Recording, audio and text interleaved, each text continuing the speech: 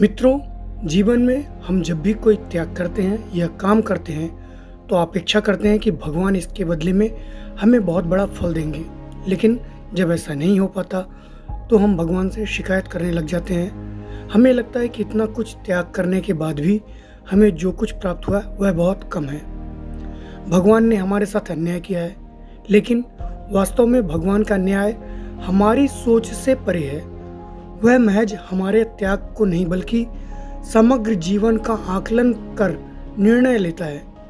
इसलिए जो भी हमें मिला है उसमें संतुष्ट रहना चाहिए और भगवान से शिकायत नहीं करनी चाहिए, क्योंकि भगवान का निर्णय सदा न्याय संगत होता है और हमें जीवन में जो भी मिल रहा होता है वह बिल्कुल सही होता है। साथियों नमस्कार, मैं हूं डॉक्टर शैलेंद्र और एक प्रेरक कहानियों में एक बार पुनः आप सभी का स्वागत है। आज की कहानी का शीर्षक है सोने की गिन्नियों का बंटवारा। एक दिन की बात है, दो मित्र सोहन और मोहन अपने गांव के मंदिर की सीढ़ियों पर बैठकर बातें कर रहे थे। इतने में एक तीसरा व्यक्ति जतिन उनके पास आया और उनकी बातों में शामिल हो गया। तीनों दिन भर दुनिया जहान की बातें करते रहे। कब दिन ढला कब शाम हुई, बातों बातों में उन्हें पता ही नहीं चला। शाम को तीनों को भूख लगाई। सोहन और मोहन के पास क्रमशः 3 और 5 रोटियां थीं, लेकिन जतिन के पास खाने के लिए कुछ भी नहीं था। सोहन और मोहन ने तय किया कि वे अपने पास की रोटियों को आपस में बांटकर खा लेंगे। जतिन उनकी बात सुनकर प्रसन्न हो गया, लेकिन समस्या यह खड़ी हुई कि कुल 8 रोटियों को 3 बराबर भागों में कैसे बांटा जाए। सोहन इस समस्या का समाधान निकालते हुए बोला, हमारे पास कुल 8 रोटियां हैं, हम इन सभी रोटियों के 3-3 टुकड़े करते हैं। इस तरह हमारे पास कुल 24 टुकड़े हो जाएंगे। उनमें से 8-8 टुकड़े हम तीनों खा लेंगे। मोहन और जतिन को यह बात जच गई और तीनों ने वैसा ही किया। रोटियां खाने के बाद वे तीनों उसी मंदिर की सीढ़ियों पर सो गए, क्योंकि रात काफी हो चुकी थी। रात में तीनों गहरी नींद में सोए और सीधे अगली सुबह ही उठे। सुबह जतिन ने मोहन और सोहन से विदा ली और बोला, मित्रों, कल तुम दोनों ने अपनी रोटियों में से तोड़कर मुझे जो टुकड़े दिए उसकी वजह से मेरी भूख मिट गई। इसके लिए मैं तुम दोनों को बहुत आभारी हूँ।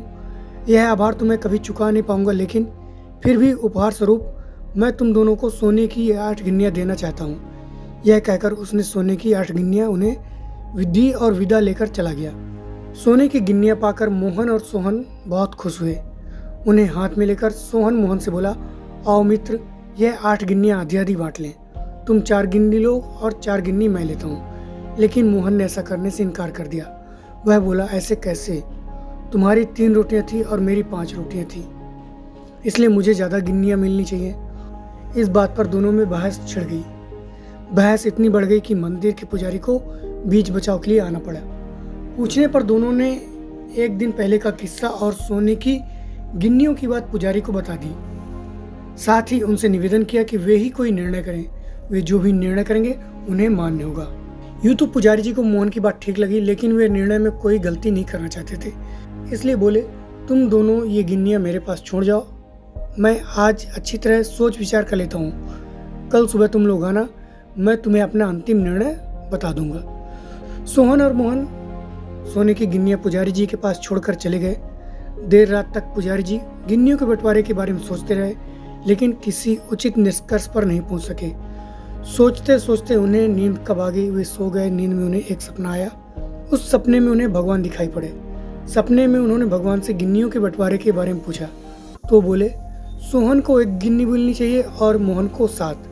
यह सुनकर पुजारी जी हैरान हो गए और पूछ बैठे, ऐसा क्यों प्रभु? तब भगवान बोले, देखो, सोहन के पास 3 रोटियां थी, जिसके उसने 9 टुकड़े किए। उन 9 टुकड़ों में से 8 टुकड़े उसने खुद खाए और 1 टुकड़ा जतिन को दिया। वहीं मोहन ने अपनी 5 रोटियों के 15 टुकड़े किए और उनमें से 7 टुकड़े जतिन को देकर खुद 8 टुकड़े खाए। चूँकि सोहन ने जतिन को 1 टुकड़ा दिया था और मोहन ने 7, इसलिए सोहन को 1 गिन्नी मिलनी चाहिए और मोहन को 7। पुजारी जी ने भगवान के इस निर्णय पर बहुत प्रसन्न होते हुए उन्हें कोट कोट धन्यवाद देते हुए बोले, प्रभु, मैं ऐसे न्याय की बात कभी नहीं सोच सकता था। अगले दिन जब सोहन और मोहन मंदिर आकर पुजारी जी से मिले तो पुजारी जी ने उन्हें अपने सपने के बारे में बताते हुए अंतिम निर्णय सुना दिया और सोने की गिन्नियाँ बांट दी। जीवन में जब भी हम कोई त्याग या काम करते हैं तो हमेशा अपेक्षा करते हैं कि भगवान इसके बदले में हमें बहुत बड़ा फल देंगे, लेकिन जब ऐसा नहीं हो पाता तो हम भगवान से शिकायत करने लग जाते हैं और हमें लगता है कि इतना कुछ त्याग करने के बाद भी हमें जो कुछ भी प्राप्त हुआ है वह बहुत कम है। साथियों, आज की कहानी अगर आपको अच्छी लगी हो तो इसे लाइक करें, शेयर करें और कमेंट्स भी करें। आपका बहुत बहुत धन्यवाद।